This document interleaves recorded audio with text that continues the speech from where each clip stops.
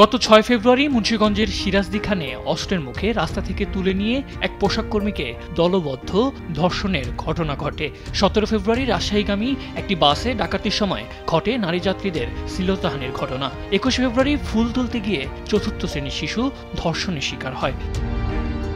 এসব ঘটনা নিয়ে সম্প্রতি বিভিন্ন জেলায় মানববন্ধন ও বিক্ষোভ মিছিল হয়েছে। তারই ধারাবাহিকতায় রোববার ক্যাম্পাসে মানববন্ধন ও বিক্ষোভ মিছিল করেছেন তিতুমীর কলেজের শিক্ষার্থীরা। তারা বলেন, ফ্যাসিস্ট হাসিনার আমলে বিভিন্ন অপরাধমূলক কর্মকাণ্ডের সাক্ষী হয়েছে শিক্ষার্থীরা। জুলাই আন্দোলন পরবর্তী সময়ে যে সুন্দর রাষ্ট্রের স্বপ্ন তৈরি হয়েছে তাও বাস্তবায়ন হচ্ছে না।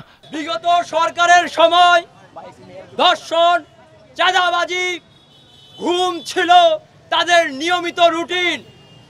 ছাত্র জনতা তার বিরুদ্ধে ২৪-এর বিপ্লবে দাঁড়িয়েছিল, নতুন বাংলাদেশ পাবে সেই জন্যে। তবে ইউনূস সরকার আসার পরে আমরা আমাদের যে আকাঙ্ক্ষা ছিল সেই আকাঙ্ক্ষা আমরা দেখতে পাই না এই সরকারের পক্ষ থেকে। ধর্ষকের কোনো দলীয় পরিচয় হতে পারে না। আমরা দেখতে পাচ্ছি ইতিমধ্যেই সারা বাংলাদেশের কোনায় কোনায় আমার বোনেরা যে ইনসিকিউর ফিল করছে তাকে আবার কিছু সাধুবাদ জানাচ্ছে কিছু দলীয় নেতারা। এছাড়াও রাজধানীর শাহবাগে রাজু ভাস্কর্যের সামনে ধর্ষণের প্রতিবাদে অবস্থান কর্মসূচি পালন করেন শিক্ষার্থীরা। বলেন, ধর্ষণের জন্য পোশাক নয়, ধর্ষকের মানসিকতা দায়ী।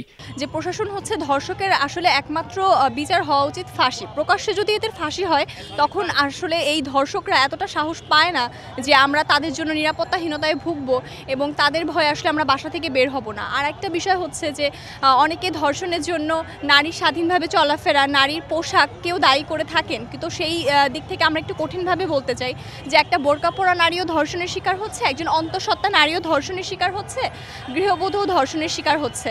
তো পোশাকের জন্য আসলে নারী ধর্ষণ হবে এটা একটা মানে খুবই প্রহসনমূলক কথা। ধর্ষণের জন্য একমাত্র দায়ী হচ্ছে একজন ধর্ষকের নোংরা মানসিকতা। ধর্ষণ সহ বিভিন্ন অরাজকতার বিরুদ্ধে দ্রুত ব্যবস্থা না নেওয়া হলে কঠোর কর্মসূচির কথা জানান শিক্ষার্থীরা।